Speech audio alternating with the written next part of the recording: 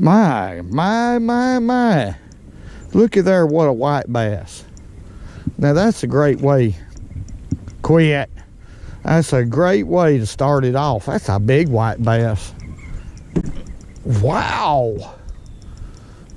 I almost thought it was a hybrid at first glance, but anyway, golly, that is a humongous white bass. That's not a hybrid. That's about as big as I see them around here. Let's check this fish out and talk about what we're going to be doing today.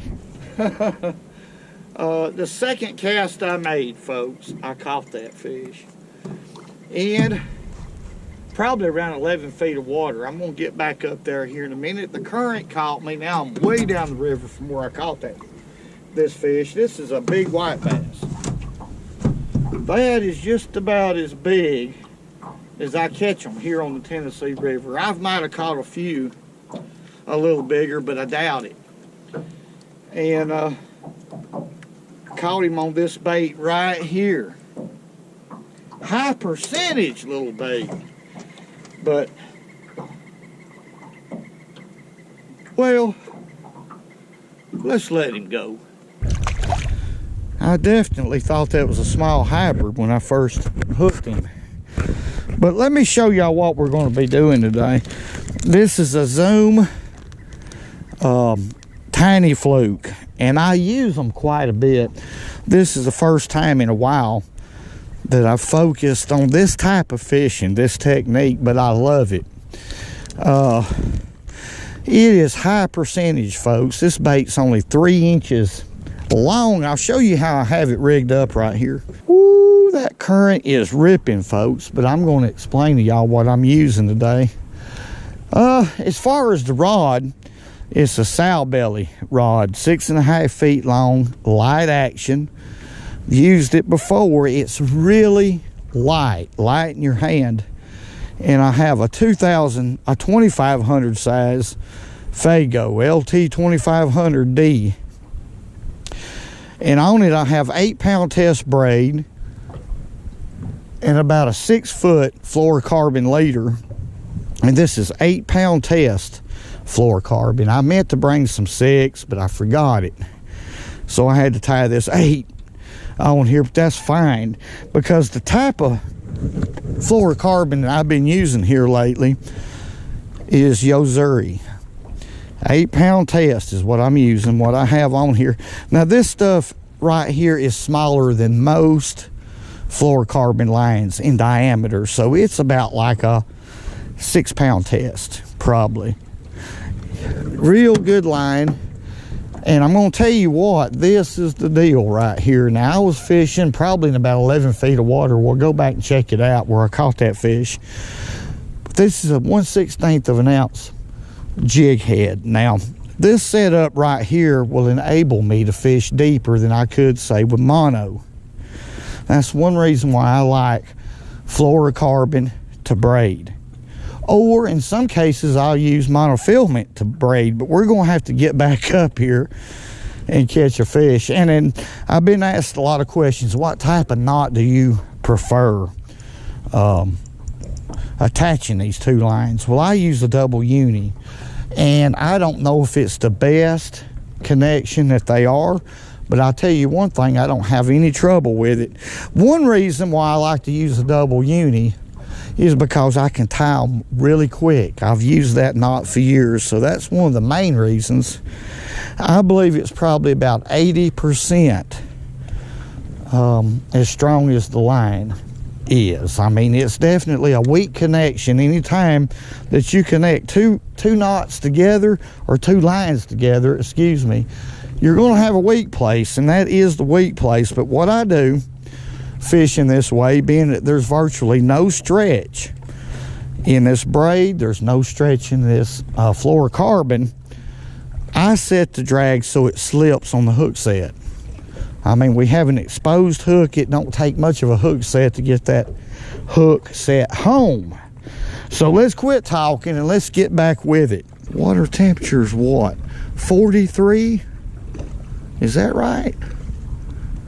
0.16. The water temperature is extremely cold because we've had some bad weather, folks. I can't believe we're way down the river. Way down the river. There's a fish. This is a good fish right here. Yeah, look here, another largemouth.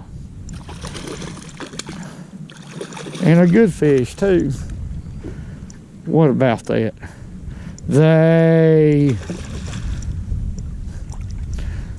Yep, barely moving the bait. Now I was in some current right there. Matter of fact, it was just a little small eddy. Golly. What about that? That's a good fish. Hey, oh, quit.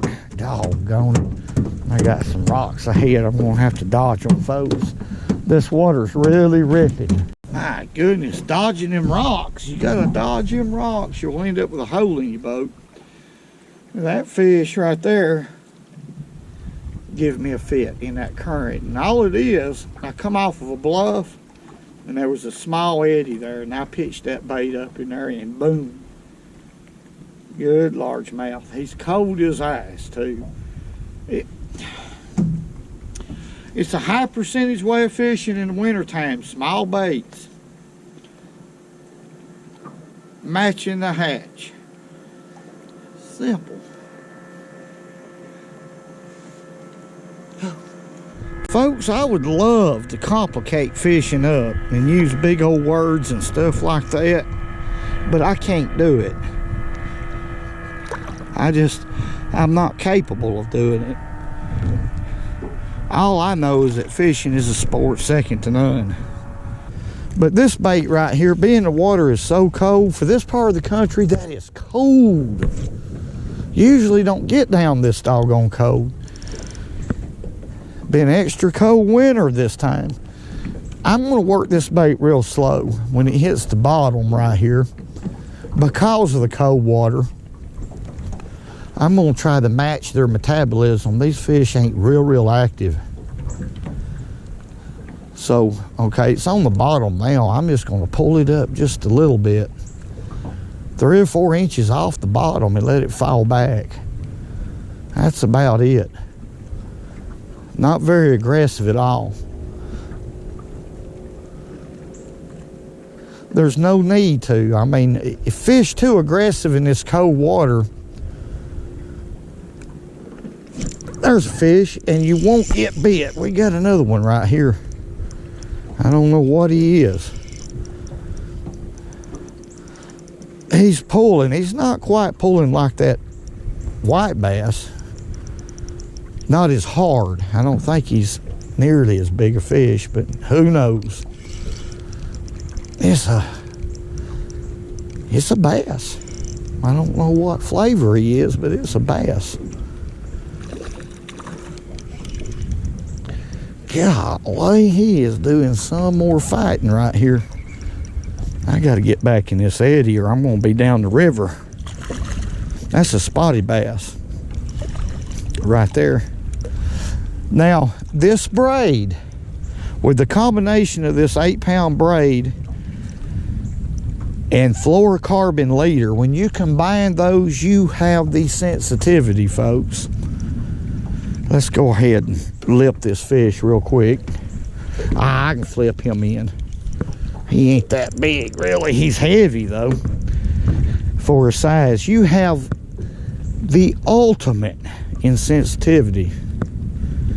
That's why I like to fish it like this. I mean, you can feel the fish. And that's what you want, because that was a light bite. Very light. And with mono, I wouldn't have felt that bite like that. When they pick it up, it's just a little bitty tick. Real faint. So that's the reason why I'll use this combination right here in the winter. Great way to, I tell you, I'm so excited I can't talk. But the main thing about this bait is this. work it slow, very slow. These fish ain't gonna do a 100-yard dash to grab any bait, not these type of water temperatures. Real slow. Sometimes you don't even need to leave the bottom. You can just drag it like that a few inches, and that's enough for the bite. A lot of times you just have to experiment with it, see what works best for you, what's in your confidence level. Fishing's all about confidence.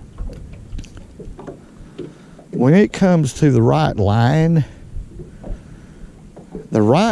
for you to use when you're out here fishing is what you have confidence in. You have to get out here and make your own opinions. Fishing is a very opinionated, folks. Just about anything that swims will get into a creek mouth, especially in the wintertime. You never know. I'm seeing a few bait, a little bit of bait here. I'm excited. When it gets 17 degrees, I don't know how to, there's a fish, I don't know how to dress for it. Ooh, this is a pretty good fish. Well, they're all good, but he's putting the hammer down a little bit. Reckon what we got, folks. Reckon what we got. Let's see. Oh, that's a little bass. I can't really tell if he's a largemouth, smallmouth, or spotted bass. Another spot. He is pretty in that clear water. All right, let's flip him on in here. Well, not a very big fish, but a beautiful fish. Yeah, I'm gonna show y'all something. This is really, really important. This fish is really, see right there in his throat. Let's compare that shad. Let's pull on over here a little bit. Let's compare that shad with the bait that I'm using. I mean, it's not an exact match, but it's close enough. That's what I'm talking about. That's exactly what we're talking about out here. Okay, let's pull this shad right here out. Okay, let's let him go right here. There he goes. These are what I'm seeing on depth finder. Right there, little schools of shad. Here's my bait. Well, the color's right. Got a lot of metal fleck in there. The size is pretty close enough right there. These fish are accustomed right now. They're eating these right here. They think that this is that. That's close enough. Close enough for me. Whoa! Whoa! That's cotta. That's dead blame cotta right there.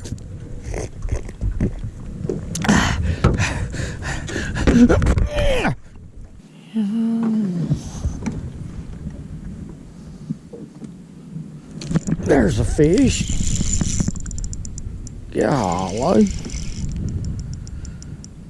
That one almost snuck by me. Golly, where are you going? That's a pretty good fish. For this type of tackle I'm using, and little baits, it's a spotted bass. No wonder why he fought so hard. Man, oh man. I'm going back up there again, folks. That's two good fish. Let's see if we can flip him in. That's pushing it. That's two good fish I've caught at the end of that bluff. Good solid spot. Barely got him in the snoot, but there he is. Every one of these fish are just like handling ice. Cold as ice. And the only reason why they're biting, folks, is because tonight a big front's gonna, nasty old front's gonna push through. These fish instinctively know they better feed now. So my timing, again, I'm gonna mention my timing's perfect. Now crappie, if I'd went crappie fishing today, that would have been, it'd been the same way. Of course, you gotta find the fish. Okay, I'm gonna get back up there again, folks. Good fish. Yeah, I'm after her. Come on. Let's go, biggin'.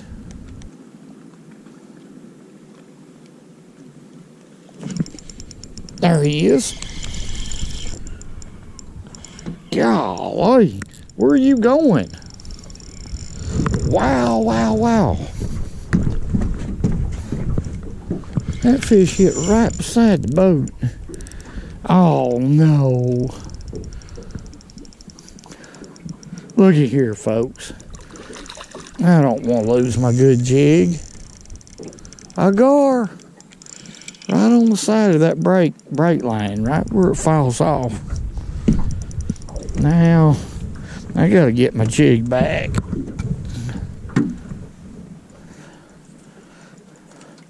I like catching these things too. I'm not going to be able to get him in this little net. I may end up losing my jig. I got him hooked right in the fin. What about that? He was just laying in behind them rocks. Fishing a little different now. I'm fishing some rocks. It's right on the edge of the brake line. And I'm fishing behind them, letting that bait go in behind them. And that fish was just sitting there. He didn't hit at that bait. See if I can get him. Get my jig back. Doggone thing.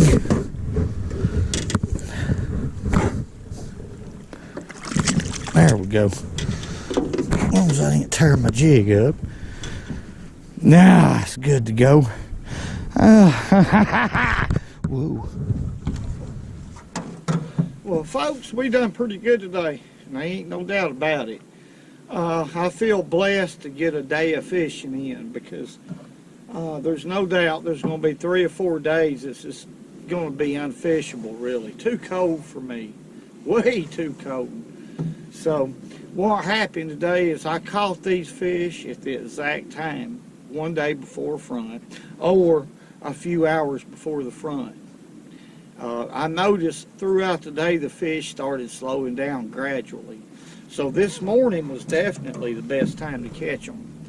But they're down to nothing now. It's hard to get a bite. And that's typical of front situations. Like I have to fish a lot.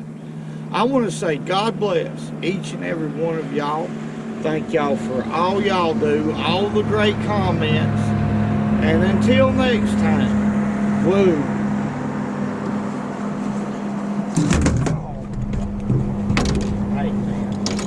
Oh, woo, it's a drilligin, good old drilligin. Oh, it just pumps through my butt.